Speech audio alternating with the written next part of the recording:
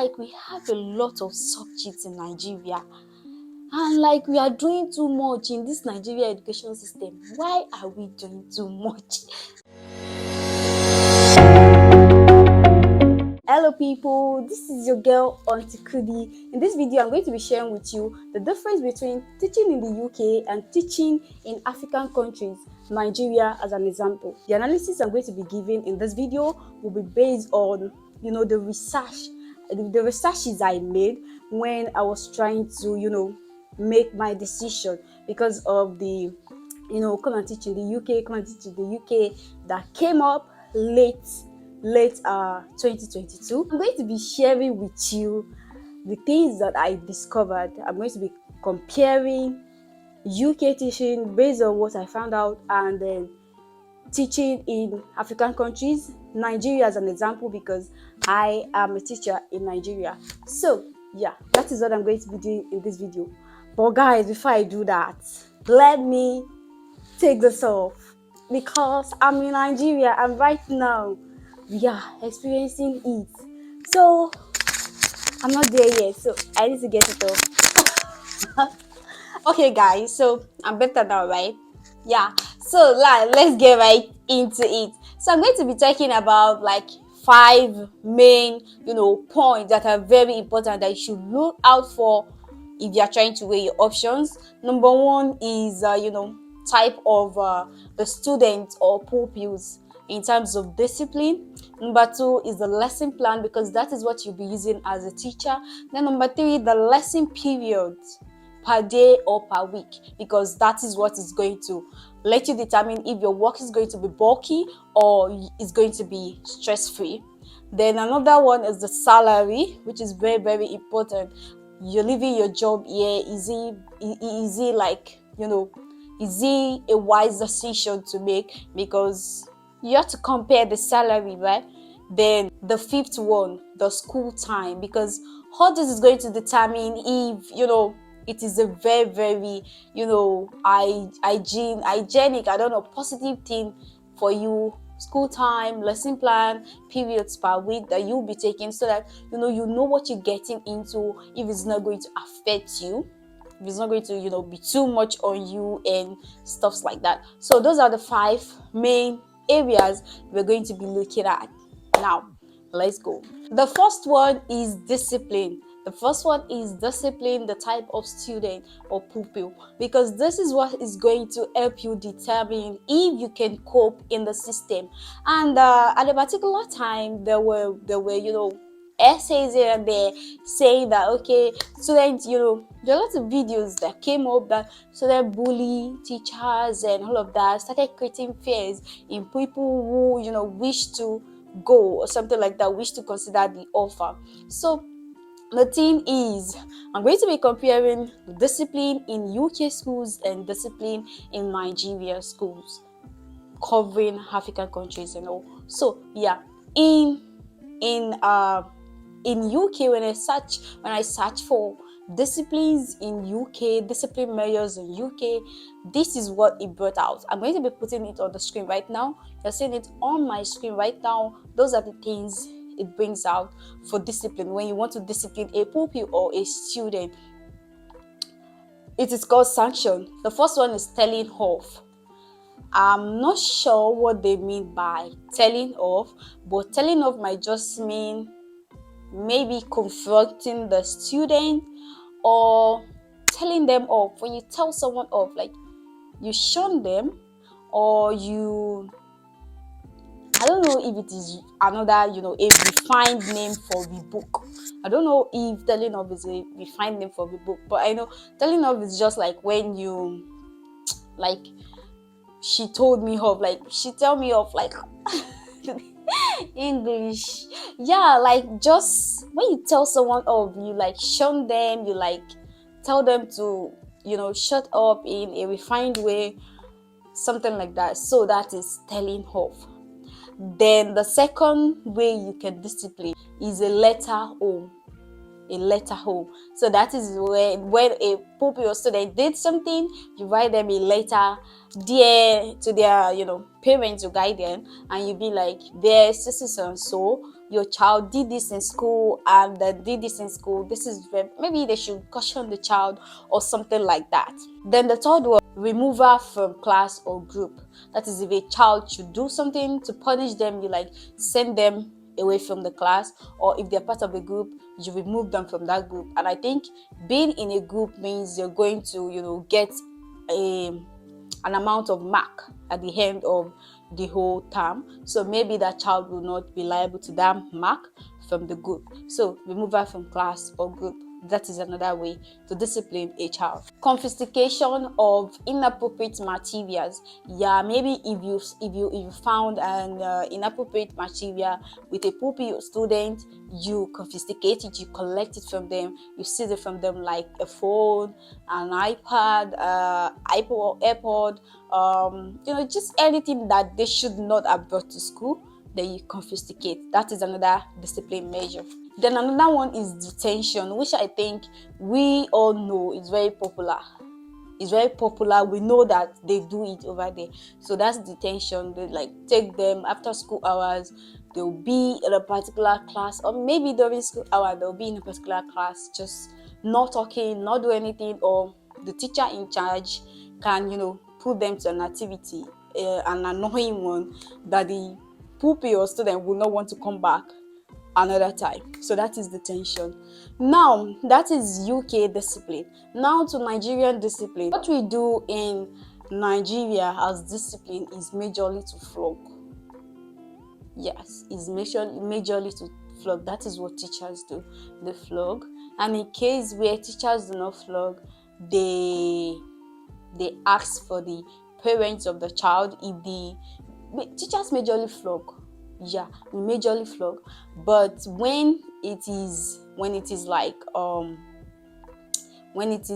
a major issue, we call the parent and like inform the parent to come to school or something like that. And there is also suspension and stuff like that, depending on the gravity of the offense or something like that.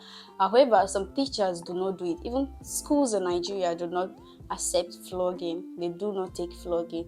So the teacher can tell off like the UK discipline said, tell off, like just admonish the pupil student. Some teachers don't like to flog also, so they just admonish, advise, counsel them, or refer them to a counselor, things like that. So that is the difference between discipline in UK and discipline in Nigeria. Not much discipline, but although that is what the internet told us, but we've seen videos of pupils and students harassing their teacher. But I want to believe maybe that is not majority of students. It's just students who are exceptionally rude. But if you know you cannot take, not flogging or not rebuking students when they make an offense, then you know where to stay, yeah or here. So then the second thing I will be comparing is the school time. What you are seeing on your screen right now, my screen right now, is also my screen, your screen, our screen. What you are seeing right now is the format of the school time that I got when I searched. This is like the most comprehensive one that I saw. So it says arrival it's 7:45. So maybe that is like for late coming, you have to be in school by 7:45, and that is like, for teachers, you have to be in school 7:45. Whereas in Nigeria, you have to be, as a teacher, you have to be in school 7 o'clock, latest 7:30. By 7:30, you are late, and then by 7:45, most schools will, conduct an assembly. But I am not sure if there is usually an assembly in UK schools, because it was not stated. You can see it is not stated there if there is going to be assembly, but I'm guessing that assembly comes up whenever there is a need for it, whenever there is a need for instruction which they cannot use through the megaphone Yeah, I think then they do assembly, or maybe they don't do at all. I don't know about that. So that is 7:45. Then by 8:20, the teachers will have a meeting. The teachers will have a meeting by 8:30, 8:20. Sorry, they have a meeting maybe about how the day will go or stuff like that. And so that is for 10 minutes.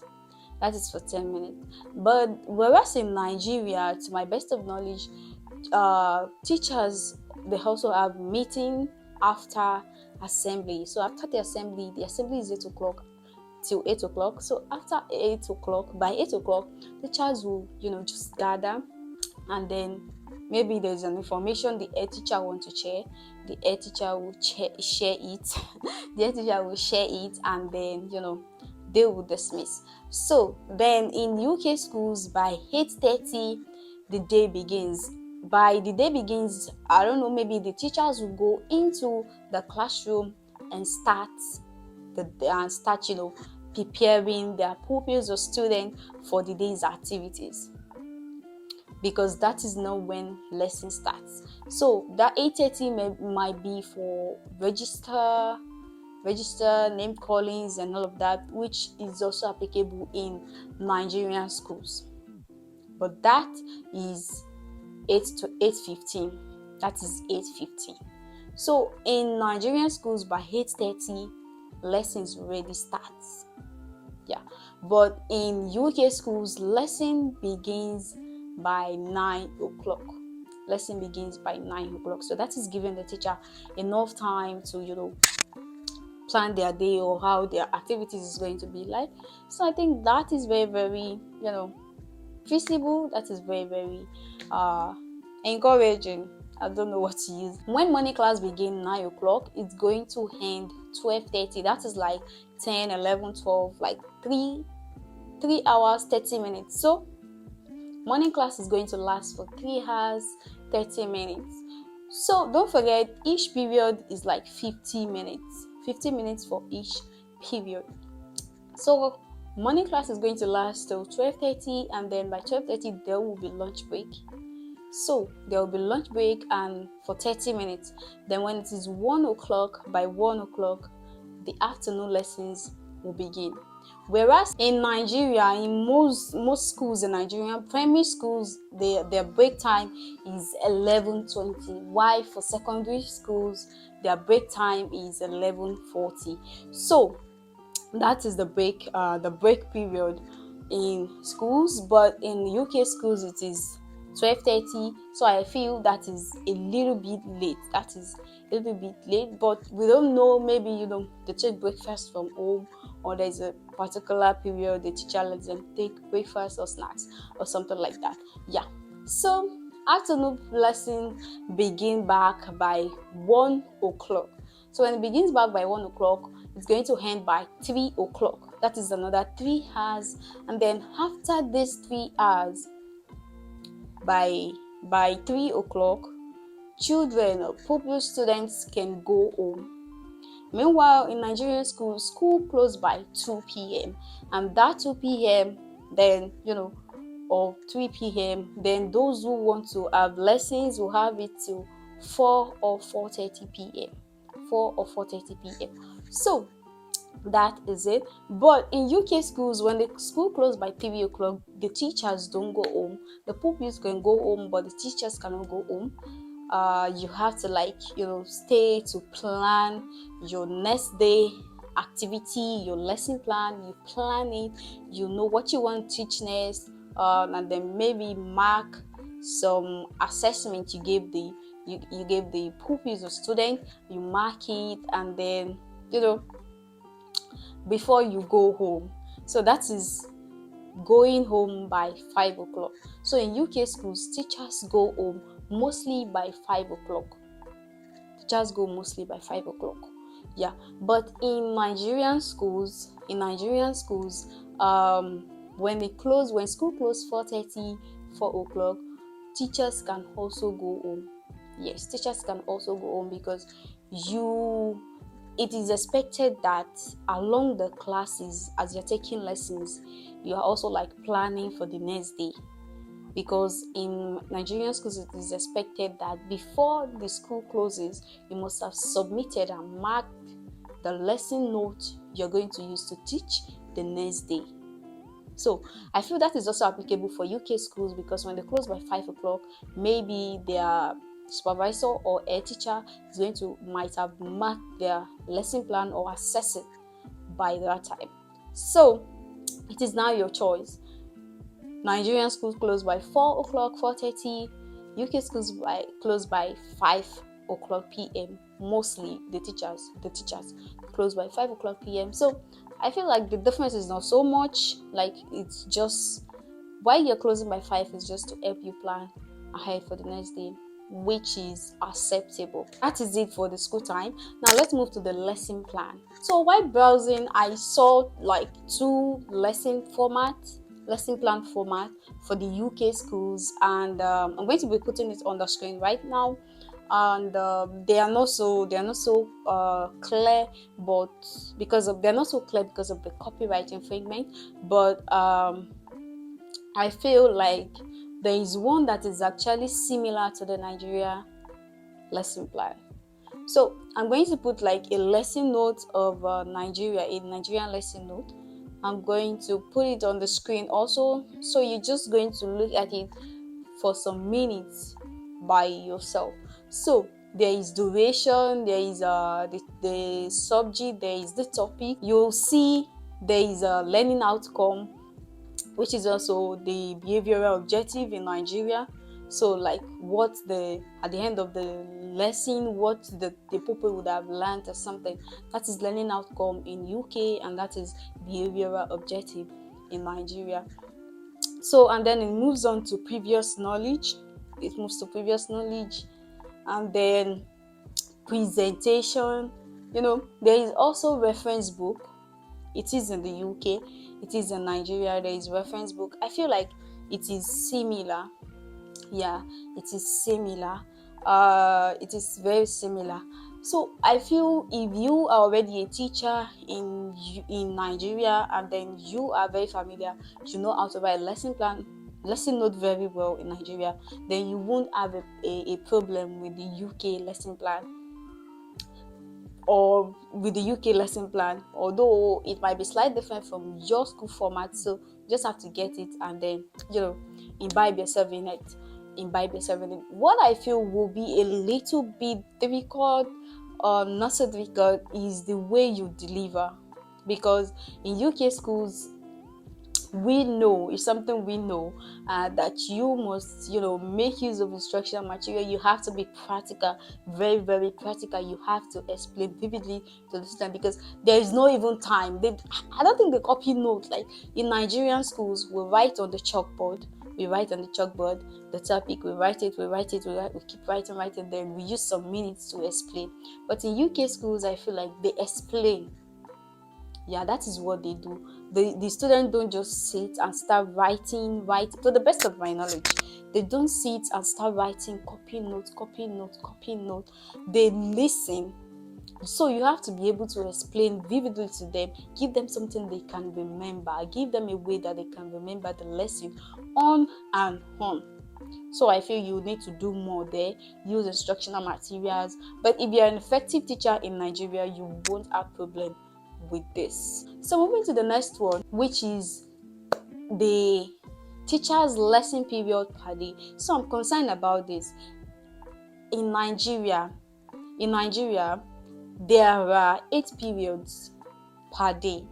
8 periods with different subjects. English and maths may be doubled or something, but 8 periods that you need to cover as a teacher, as a classroom teacher in most primary schools. So, and in most primary schools.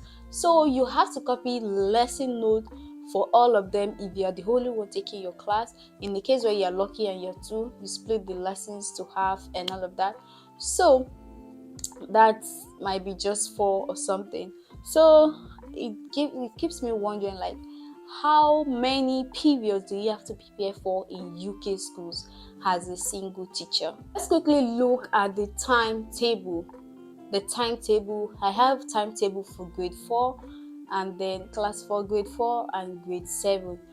Grade 4 I'll feel like maybe primary 4 or something, and then grade 7 I'm not sure about grade 7, but they are between 11 to 12 years, so I'm thinking maybe primary 6 or maybe GSS1 compared to Nigeria school system. So I'm not sure about that.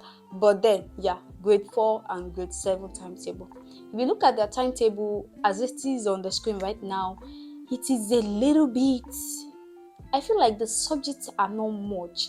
If you see a timetable in Nigeria, Monday, Maths, English, what's it called? Basic science, MV. I feel like we have a lot of subjects in Nigeria.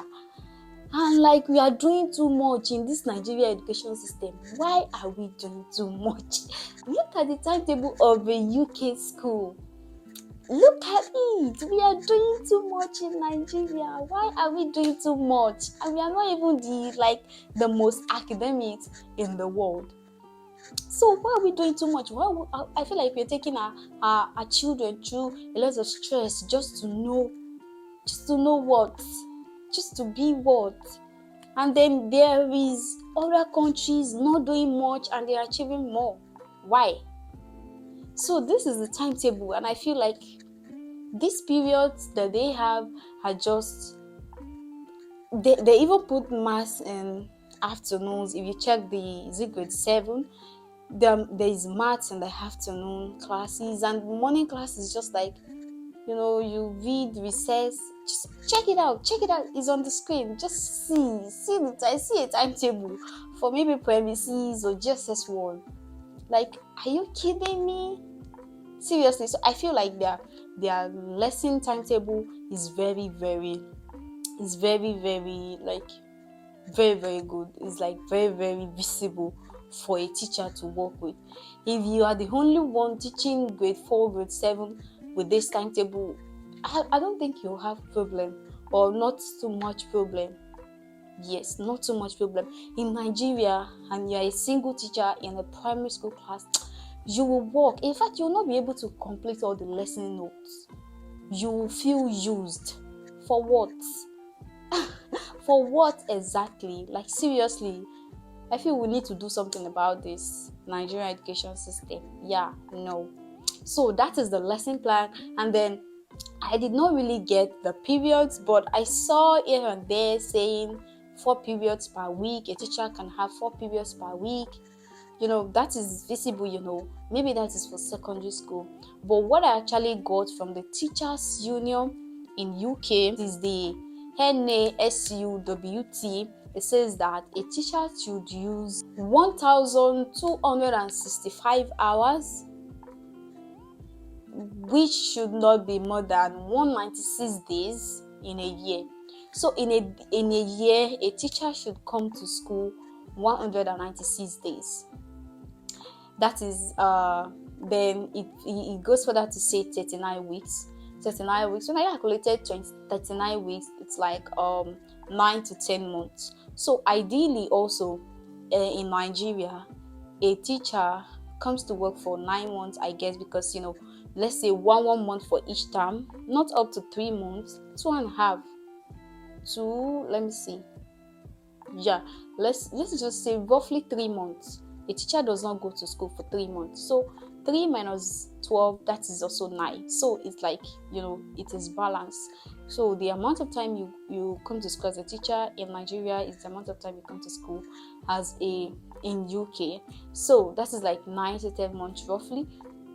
So that is it. So you come to school 9 months. So that was the information I got. But using the timetable, your periods does not the period does not have to affect the teacher. Yes, if you know what I'm saying. The timetable is very visible for a teacher to work with. So that is it on teacher's lesson period. I'm going to go right into the main deal, which is the teacher's salary. Now let's first talk about the Nigerian salary system. And I'll be talking about the one I know. In private schools in Nigeria, they get around 40 to 50 to 60, 40, 50, 60 thousand naira. That is what a teacher is being paid. Highest teachers, we have teachers that are paid 17,000 and all of that. So yeah, per month, and then in a year it amounts to like 600,000 per year, 720,000 per year. A basic startup salary for state teacher that I know of is 60,000. So 60,000 per month for 1 year is 720, right? 720,000. Yeah. So that is roughly the salary for Nigeria. But let's look at the one for UK. In UK, the salary ranges is a range. Like we have for an unqualified teacher, that is one who did not study education and is not qualified, haven't gotten the QTS, the qualified teacher status, that is unqualified teacher. They have a certain amount, and then those who qualify have their own amount. Put it on your screen right now so that you can see the difference. So yeah, so the qualified teacher salary is higher than the unqualified teacher salary, and then it also now depends on where you are teaching, where you are working as a teacher. If it is in England, it has its own salary amount, salary range. You can see it on your screen. If it is outer London, inner London, Highland or something, Scotland, Wales, it's there on your screen. Sorry, that is the difference. But however, if you are getting a teaching job from outside the UK, like Nigeria or African countries as an example, the let me say immigration or something, they expect you to have nothing less than 20,000 salary. So your work, your job that you're coming for, that is bringing you, must be up to 20,000. That is the basic they can allow you to come. They can grant you a visa for, because they feel like if it is not up to that, it might not be enough for you to settle in and all of that. Unless your work can guarantee that they can cater for you for 1 year, they won't allow you to come with a salary below £20,000. I hope I'm saying it right in one. So £20,000, that is the least you can be allowed to come from Nigeria or any other African country to work as a teacher in the UK. So now the thing is, let's say minimally, to the minimum, you are earning 20,000. Now we said that the Nigeria, that is 420,000 naira. So we are going to be approximating the UK salary to the Nigerian currency. If you are in other African countries, you can simply convert this to your own currency. So UK, let's say you are earning minimum £20,000, and that £20,000 is for 1 year, right?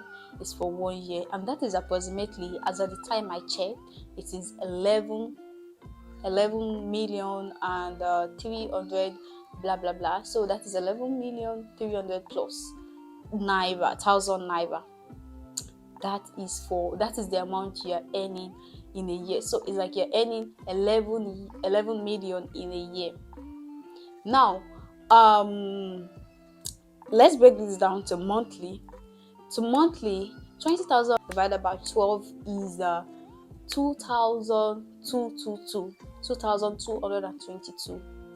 So if you are earning £20,000 yearly, it's going to be 2,222 monthly. £2,222 is 1,200,000 plus. 1,200,000 plus. So in a month, as a UK teacher, you are earning 1 million naira plus compared to Nigeria. Don't forget that everything I just gave you now is based on my research.